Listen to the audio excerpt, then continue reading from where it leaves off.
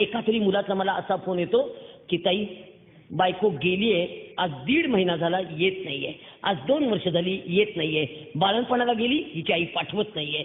सगळ्या आयांना असं वाटतं की जावयांनी स्वतंत्रच राहावं, एकटंच राहावं. अपेक्षा फार वाढल्या. जावई एकुलता एक पाहिजे आकाशातनं पडलेला, वरचं नको, पुढचं नको, मागचं नको, खालचं नको. सगळ्यांची अपेक्षा तीच. काय करायचं का आमच्यासारख्या एकुलत्या एक मुलांच्या आई वडिलांनी? कुठं जायचं? सगळ्यांना एकुलता एक कसा काय नवरा चालेल का? आम्ही काय करायचं मग? काय करूया? सगळ्या मुलींच्या आयांनो विचार करा. परवा मी वधूवर मेळाव्याला गेले नांदेडला. पोरीनी बायोडेटा सांगितला, मी सॉफ्टवेअर इंजिनियर आहे, मला 65,000 पगार आहे. ज्याला 65,000च्या वर पगार आहे त्यांनीच माझ्याशी संपर्क करावा. मुलगा शक्यतो पुण्यातलाच हवा, 2 BHK फ्लॅट असलाच पाहिजे, सासू सासरे फोटो पुरते चालतील. तिच्या आईला म्हटलं पोरगी फार स्पष्ट बोलते. त्यावेळेला तिला लहानपणापासून मी अगदी स्पष्ट बोलायला शिकवलेलं आहे, बोल्ड बनवली आहे, बोल्ड. म्हटलं ही तुमची सून म्हणाली तर करा विचार. मातृत्व झुगारून द्यायला निघाले त्या कारट्या. काय करू मी? अनाथ बाळात सांभाळते मी आत्ता. 22 बाळ आहेत माझ्याजवळ अनाथ.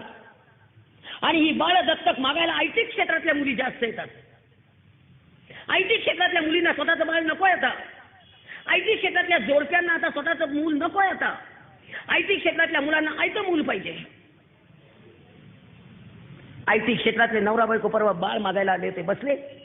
म्हटलं बसा, तरुण दिसताय, बाळ का दत्तक हवंय?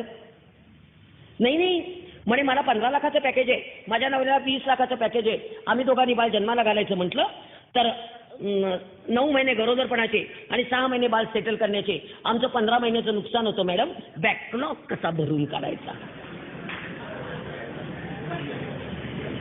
बॅकलॉग कसा भरून काढायचा?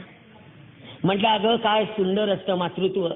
अगं बाळ नसतं तेव्हा ते कधी येतं याची आतुरता, बाळ आलेलं आहे पोटात हे कळलं तेव्हा ते कधी बाहेर येतं याची उत्सुकता, आणि ज्या वेळेला ते येणार याची तारीख कळली की मरणाला सामोरं जाण्याची तत्परता. हे मातृत्व आहे बाई, हे मातृत्व आहे. पटतच नाही. Don't be emotional madam, B practical. म्हणलं आता प्रॅक्टिकल होऊन सांगते. हे पोर कुपोषित आहे, याला आईने फेकून दिलंय, याला आईने मरण्यासाठी फेकून दिलेलं आहे. ते पोर मरण्यासाठी फेकून दिलेलं दारात असताना त्याला मी पोटाशी घेऊन सांभाळलंय. मला आई होता येत नाही, मला आजी होता येतं. मी अंगावर सोनं घातलं नाही बायकांनो, पण मी बाळाच्या घुटीमध्ये रोज सोनं उगाळून घालते, कारण माझं बाळ कुपोषित आहे आणि ते बाळ मला दत्तक द्यायचंय. मी त्या मुलीला स्पष्ट सांगितलं, हे बाळ मला आईच्या ताब्यात द्यायचंय, यंत्राच्या ताब्यात नाही. देणार नाही म्हटलं बाळ. यांना इतकं सोपं झालंय बाळ जन्माला घालायचं आणि 6 महिन्याचं झालं, 2 महिन्याचं झालं की लगेच पाळणा घरात ठेवायचं.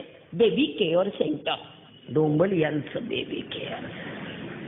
आणि 6 वर्षाचं झालं की 5 गणीला ठेवतायत. पर्सनॅलिटी डेव्हलपमेंट यांच्या बापाने ठेवली 6 वर्षाच्या बाळाची पर्सनॅलिटी. CBC पॅटर्न आम्ही नाही शिकलो.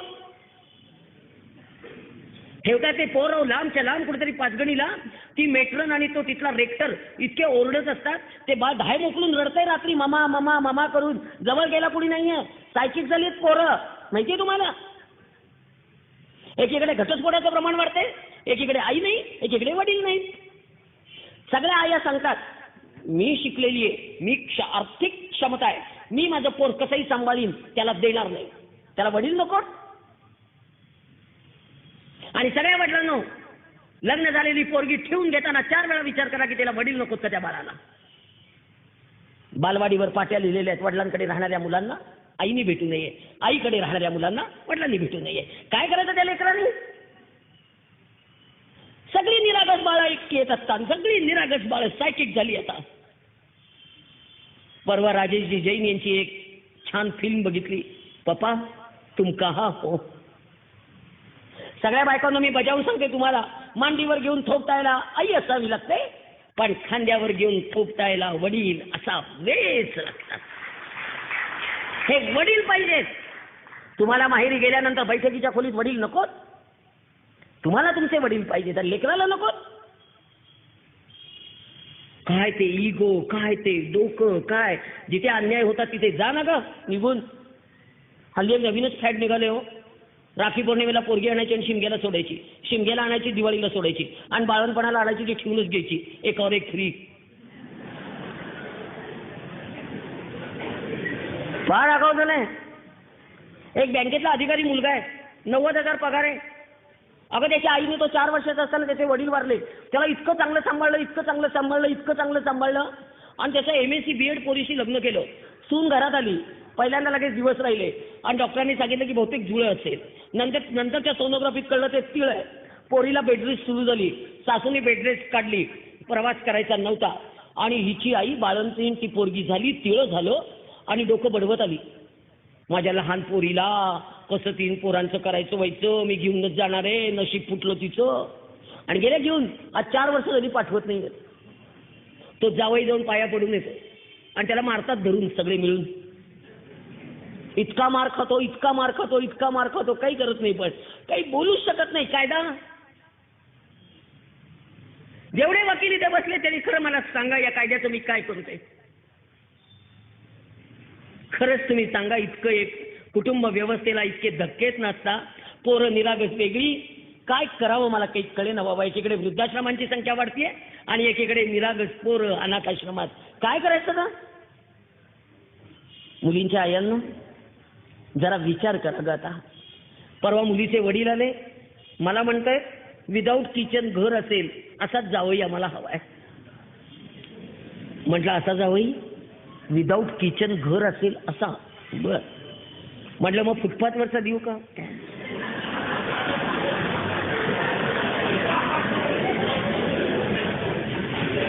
आमची मुलगी स्वयंपाकघरात जाणार नाही, आमची मुलगी स्वयंपाक करणार नाही, आमची मुलगी धुणं धुणार नाही, आमची मुलगी भांडी घासणार नाही, आमची मुलगी चतुर्थ श्रेणी कामं करणार नाही, संडास बाथरूम बेसिन आमची मुलगी घासणार नाही. म्हटलं तुमची मुलगी काय करणार नाही ते कळलं, काय करणार ते सांगा. शेवटी मी रागारागाने विचारलं त्या वडिलांना, बाळंतीण ती होणार ना हो का, आमच्या जावयाची जबाबदारी आहे.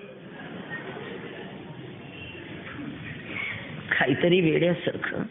आणि सगळ्या मुलींच्या आयांनो थोडंसं भान ठेवा. याच्यामध्ये यांची चूक नाहीये असं मी म्हणत नाहीये. 100 ठिकाणी हे चुकत असतील, पण 1000 ठिकाणी आपण चुकतोय म्हणून बोलायचं. परवा एक बाई आल्या भांडत, तुम्ही पुरुषांना काहीच सांगत नाही. म्हटलं त्यांना सांगणाऱ्या 100 बायका आहेत, पण बायकांना सांगणारं कोणी नाही ना, म्हणून मला सांगावं लागतंय. काय करणार बायकांना. मी हे पण पुढे जाऊन सांगते. एका मुलीच्या अंगावर कोल्हापूरच्या सासूची तक्रार आहे. सून घरात येऊन 8 महिने झाले, सुनेच्या अंगावर मेहंदी काढलेली आहे. किती मेहंदी आहे, बोटापासून खांद्यापर्यंत, पायापासून इथपर्यंत, आणि पाठीला सगळे टॅटू. सुनेला विचारला हळद काढताना तुला इतकं कुणी रंगवलं. तेव्हा त्या मुलीने उत्तर दिलं, माझ्या मम्मीनी मुंबईहून एक कलाकार बोलवला होता, त्याला 50,000 रुपये देऊन माझ्या आईने माझं अंग रंगवून घेतलेलं आहे. काय करायचं या आईचं. परपुरुषासमोर पोरगी 8 तास मेहंदी काढा.